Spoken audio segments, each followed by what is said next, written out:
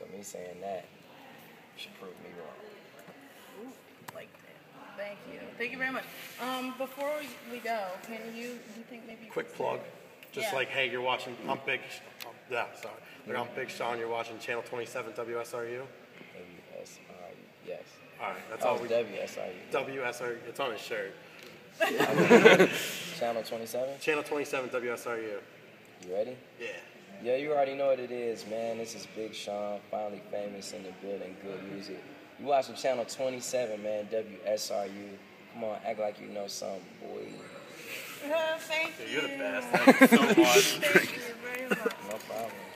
All right, I had a lot of questions, but your boy told me cut it down some, so I'm gonna try to cut it down some. Okay. All right, just first off, what was it like growing up in Detroit? I know it's it stays close to you. You got the Red Wings hat, the Lions hat. Yeah, growing up in Detroit, it was kind of different for me because I grew up in the hood, but then I also went to a private school, so I would be in the ghetto. You know, we were middle, lower class. We didn't have money, but we weren't flat broke. We didn't have money like that. My grandma kind of had a little bit of money, and so they paid for private school for me. So I would go home and have ghetto ass best friends or hood ass best friends, and then go to school, and a lot of my best friends were Jewish and or Indian or just it was. So I kind of got a different perspective on Detroit than everybody else. I kind of seen more than one side of the city, you know what I'm saying? I used to sleep over. I had my best friend Caleb. He was had money, parents were rich, in the suburbs, and then I'd go to some of my other friends' houses, and it would be straight shack. They got roaches and shit. And it's but I think that taught me a lot of just how seeing the world, how to act, where to act, knowing when's the place to be professional, when's the place to be hood if you want to be, when's the place, and not to be closed-minded, to always be open-minded to meet different people and different shit. I think, and that translated into my music too, you know what I'm saying? If you go to my shows or my concerts, everywhere it's never just all black people or all white people or all this, all that. It's usually pretty mixed. All right, can you relive the moment whenever you were signed to Good Music with Kanye?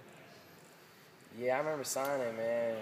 It was just I used to ride to school listening to Kanye, man, or listening to people like Lil Wayne. I was in the studio with Lil Wayne the other day, and I was like, man, I remember just riding to school listening to this fool, listening to Kanye, listening to Jay-Z. I always knew that I was going to be on, I just didn't know how. And it's crazy that it all worked out how it did to, my favorite artist I got to be signed to, you know what I'm saying? That's just a true testament that you create your own world, man. You can create your own reality.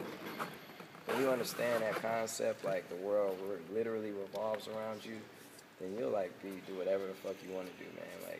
You're your own worst enemy.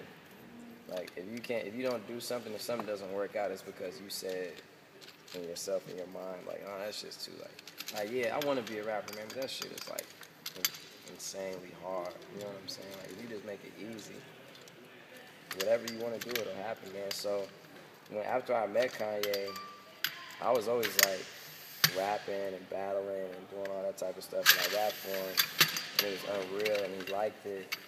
And then to follow up, and years later end up signing to him, man, that shit was I remember the first day he called me.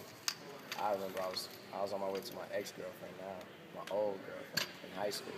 I was on my way to her open house, and he called me and told me he wanted to sign me. I just remember crying. I had to pull over because I was crying so hard. Because it was just damn, man, this is all them nights was for. This is all that shit I did. Driving through the snow to go battle people. All that shit was worth it, you know what I'm saying? So, it was great, man. Everybody was just proud. I'm glad I didn't let my mom or my grandparents down. They were real kind of disappointed I didn't go to college. And it's now they're happy as shit. So it's tight to see your vision all work out. Can you talk a little bit about the Good Music compilation album coming up? Yeah, it's coming out this summer. They working on it very strategically. Swerve. That's my new ad-lib. Swerve. Shit is banging. I can tell you that it's not all one type of sound. It has different sounds on the album. Everything isn't Mercy.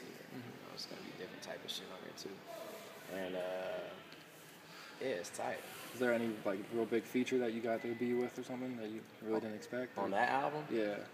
No, it's pretty much just the fam, like, you know, me, Cudi, Kanye, Pusha T, Common, John Legend, 2 Chainz, you know, stuff like that. That kind of leads into the next question I had was like on your freshman album you had like people like Lupe and Chris Brown, Rick Ross. What was it like to work with those guys that you kind of grew up listening to and knowing that you made it in a sense? Man, it's tight. You know, it's so tight to see people like Wiz doing good because I just remember like both of I remember we were just unknown, you know what I'm saying? Like, and we still good friends, one of my best friends really. And we got a lot of songs coming out together. Same with like Mike Posner. I remember being at Mike Posner's mom's house, man, in his basement. We was making shit. Had somebody else who was like Jewish and white and in the suburbs, and I was like black and in the hood and shit, but like we were like still just good ass friends always. And everybody, man, from Mac Miller to like MGK to like Wale, Meek Mills, everybody, like I've seen all these fools just progress, and it's tight. And J. Cole, I'm glad I'm progressing with him, you know what I'm saying? It's just incredible. And second album's gonna be even better, man. We're working on that. It's about like 70% done. That's coming out after the Good Music album.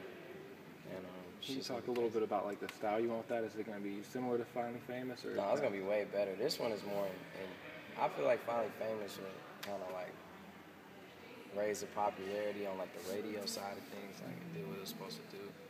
This one is kind of more in tune with just like the individuality, the artistry. You know, and I realized, like, I remember when I was on my solo tour, we were in Colorado. It was a sold-out show in Colorado, and I met this kid.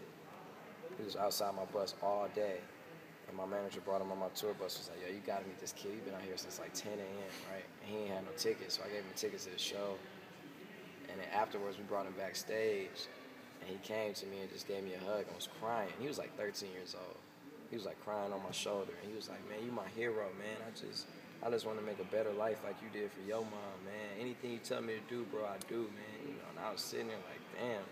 Like, man, I was like, man, get good grades, this, you know, don't fuck with. But it was at that point in time I realized that when you got the mic and you got the crowd, that you got to make sure you say something too, man, because people look up to you and you don't want to be steering a fucking generation in the wrong direction, you know what I'm saying? So it's more like, there's still songs that you could party hard to. It's still songs that's gonna be the shit, like anthems and stuff. But it's songs that you could live to, be inspired to, learn some stuff too. Yeah. So I got 2 more questions. One You more got question. Can I get 2 in? Come on. All right. All right. Kind of what we